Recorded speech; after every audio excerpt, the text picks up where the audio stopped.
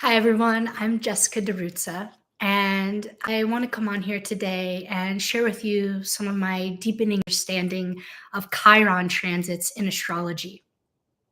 I just came out of a session where a client of mine was asking about greater understanding around a particular Chiron transit that they were going through.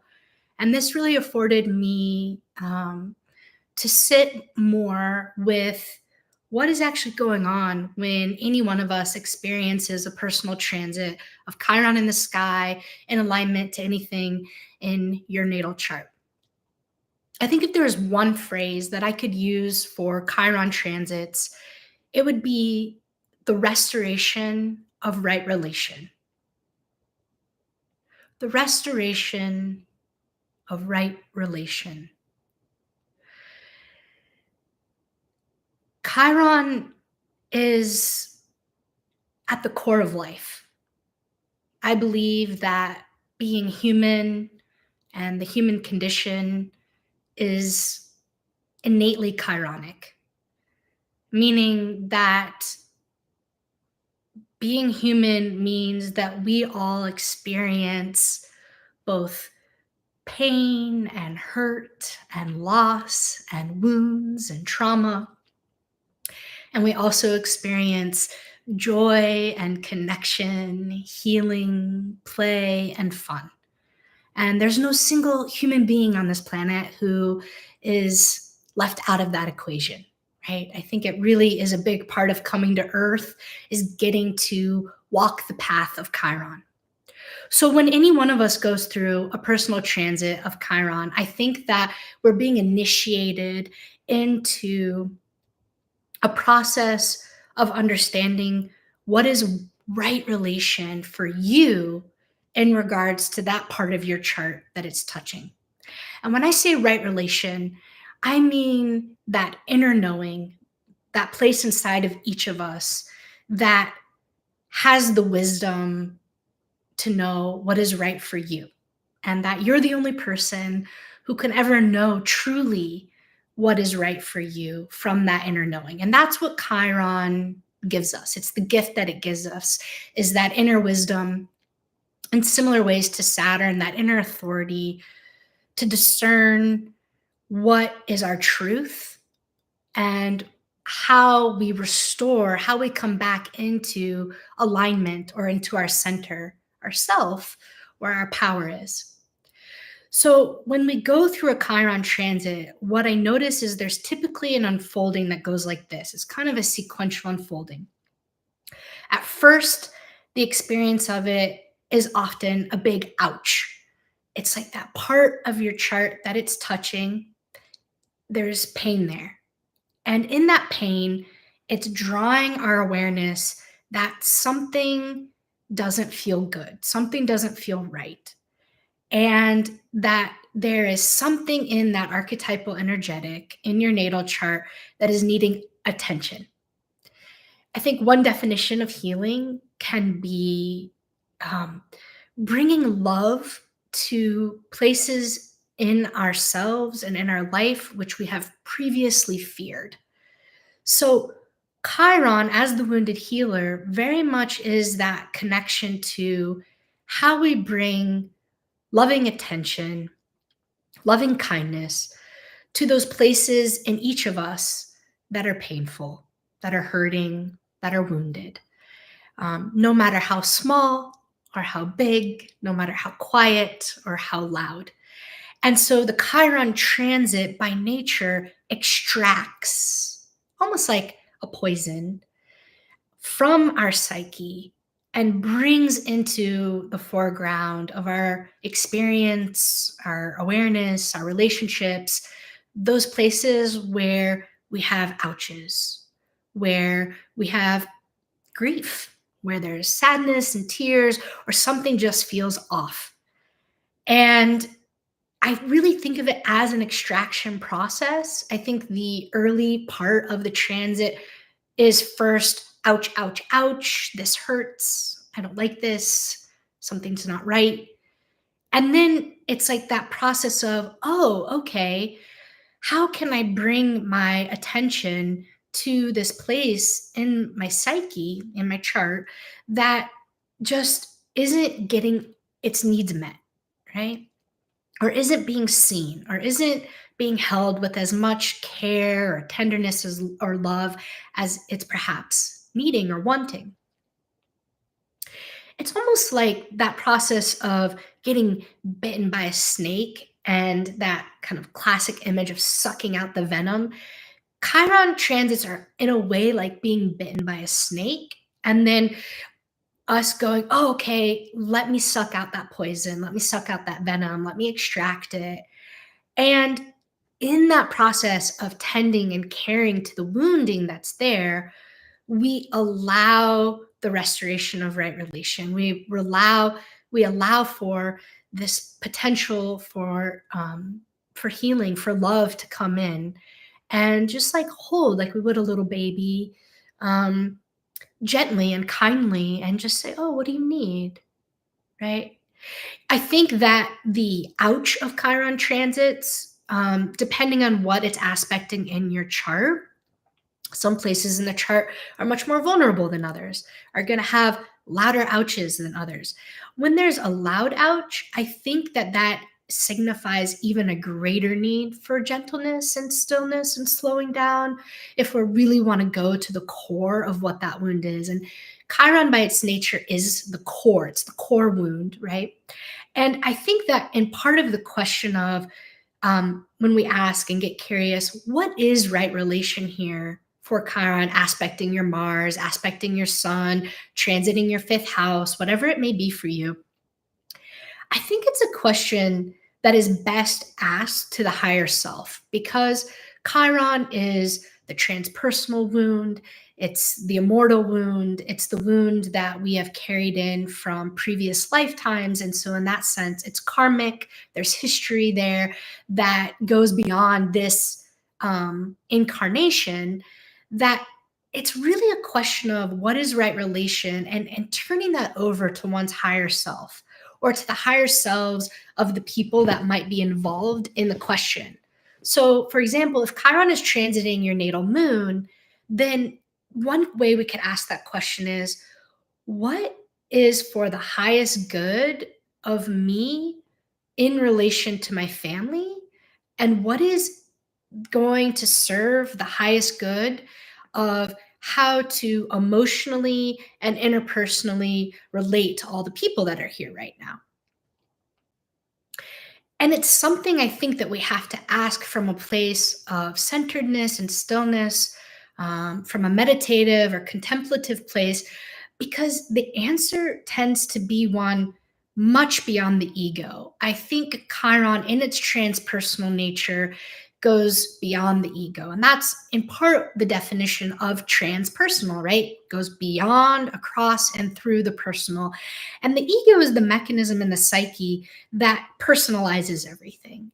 And I think when it comes to chironic wounds, part of the distortion that happens for all of us, myself included, is that it gets very believable to believe the egoic narrative of, I was hurt here, therefore this. There's a lot of assumptions that are made from the place of the wound, especially childhood wounds. When we were young and our brains weren't developed yet, we didn't really have an understanding of what's going on. We can't really make meaning, especially if someone wasn't there for us to guide us through our experience and our feelings. Many of us are very confused around those wounds that happen. And of course, for a lot of us, those wounds have been buried. The trauma's been buried. We can have full to partial forgetting of the trauma that's happened there. And so what goes on is the age that we were at when the chironic wound took place, that age does its best to create a story around what happened. And typically within that story, there are some pretty deeply held beliefs that perhaps as we get older no longer serve us in our lives, in our relationships, in our self worth, in how we clearly or not so clearly see ourselves. And so some of the distortions of Chiron come in, and what happens is when we go in and we tend to those places where there has perhaps been trauma or traumatic events or wounding, we get to see that there's actually not only more to the story, but there's greater perspective that we can have that can be really supportive in our process of restoration of right relation, mainly through the act of grieving. So it's through the act of grief, through the cleansing process that happens there to our sacred wounds, that a lot of that coming back into right relation takes place. So Chiron transits tend to extract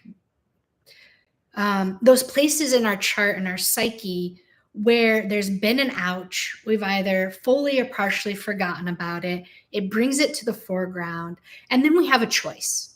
And that choice is that if we are willing to witness and be with and tend to what is coming up, then that's where the other side of Chiron comes in, which is that movement towards healing, that movement towards integration into a greater sense of wholeness, where our life, our psyche, our story, our childhood has a greater coherency to it. The meaning that we're able to make out of our lives kind of expands to a greater level that often brings a sense of relief, alleviation, greater spaciousness, more choice. And these are all indications that we've been moving into that phase of the Chiron transit where we have greater clarity around deeper levels of truth of what actually took place around those places in each of us where there's been pain. So, in the extraction process, in Chiron's pharmacon nature, is it's actually the relationship to the process of paying loving attention to the wound that really kind of determines or qualifies whether or not it stays in a place of poison or toxin or is able to move into a place that feels much more medicinal, where we get that alleviation, that healing, or that relief.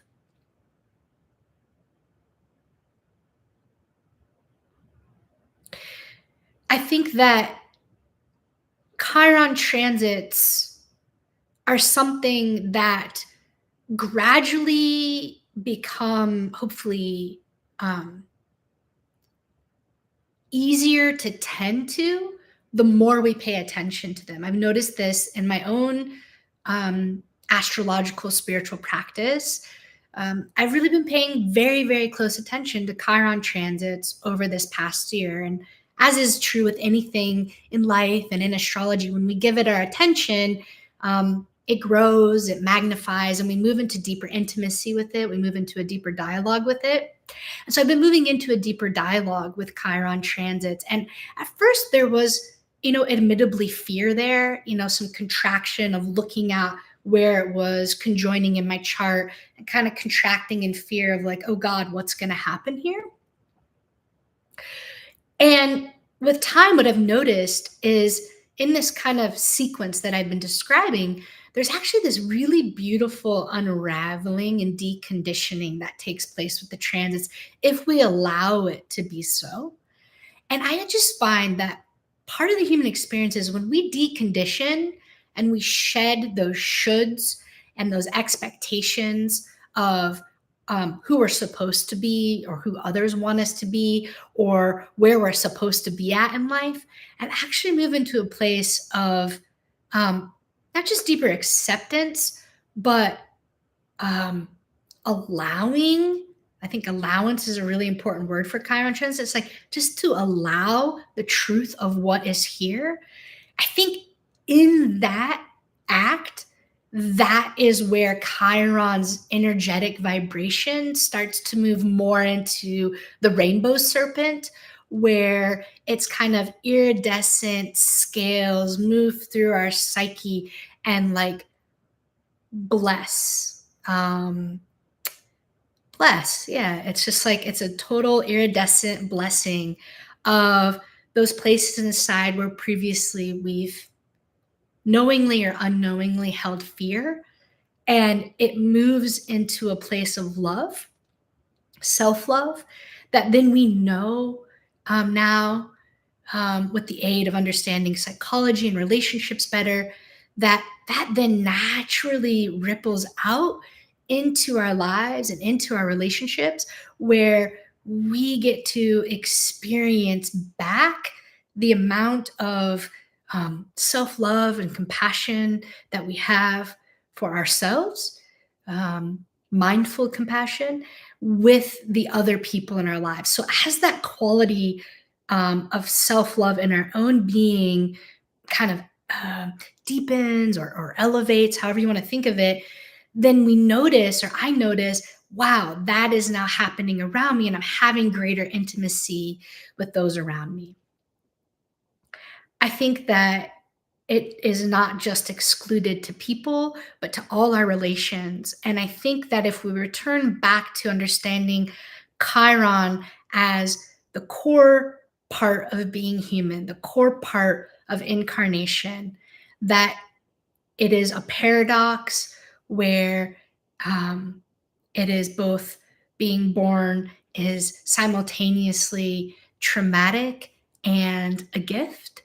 Um, and each one of us is finding our way into and through that paradox. And I think Chiron transits, when we allow them to be so, initiate us into stretching or expanding our being to hold greater and greater levels of paradox. And I do think that that is one way we can kind of track our evolution or our growth as human beings throughout our life, is our capacity, and I think eventually our willingness and desire from experience to want to do that. I think paradox is a really important place here with Chiron, especially because it shows up in between Saturn and Uranus, which for me are the archetypal pair of paradox in our universe. Chiron is the rainbow bridge between Saturn and Uranus. And we know that their relationship is inherently paradoxical. And I think that when we honor the truth that being human is chironic and each one of us is walking a chironic path, it begins to do many incredible things for us, like bridging our past and our future, the old and the new, um, the tradition and the breakthrough or the avant garde. But I also think it's part of a deeper mystery. And I think that there are things that we see that can happen when we allow ourselves to come from a center of holding Chiron in the way that I've been describing, which is this: it alleviates us from comparative suffering, it alleviates us from unnecessary or unhealthy competition with one another. It alleviates us from power struggle, the need to have power over or power under.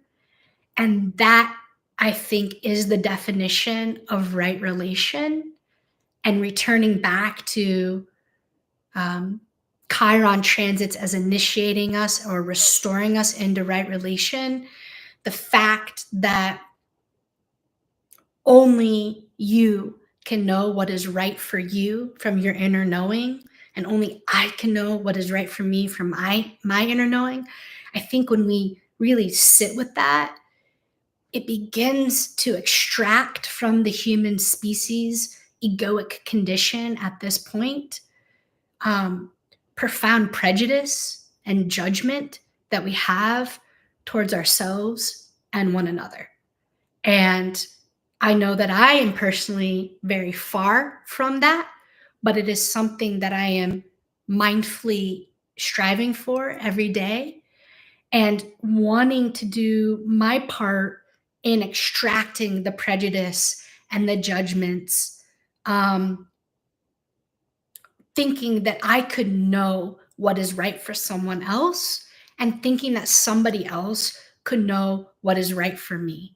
And I think that this is hopefully where humanity is moving toward, because then I think we might actually begin to be getting intimations or glimmers of what it means to live in an Aquarian age.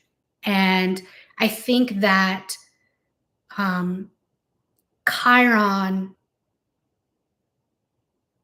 is wanting us to come into deeper communion with our higher selves through the egoic distortions that every one of us as humans make from whenever we get hurt. And knowing that there is a tending to that pain and that grief, and also that there is something beyond that that happens when we do that, which I think is the definition of transpersonal and forgiveness. Okay, everyone. Well, that is some of my thoughts on Chiron transits. I just wanted to let you know that celebrating the 10th anniversary of Trust Psyche here this year. And I'm just so grateful to each of you for being here with me and for allowing the existence and co creation of Trust Psyche. It truly means the world to me. And in that vein, I am offering a masterclass in archetypal astrology. It's how to read a birth chart. And it's a 20-hour workshop with me that's going to happen this November over 2 weekends, November 11th and 12th, and 18th and 19th. And early bird ends September 15th. So you still have time to sign up for that early bird, whether that you want to be there live or take the recorded version. It is going to be recorded and available to take at your own pace and schedule if you can't make it to the live, though I would love for you to be there for the live so that we can get to be together. You can ask questions. And essentially what this masterclass is once you have all the technical language of astrology, how do you actually weave that all together to give a really successful or powerful reading? And so I'm going to be demonstrating over the 4 days how to read birth charts as a professional astrologer. And this is designed to help support and guide each of you who are already reading or want to read, to just enhance all of the various skills that go into giving a reading beyond the technical aspect of knowing how to read the chart. Like, how do you hold safe, confidential, compassionate space?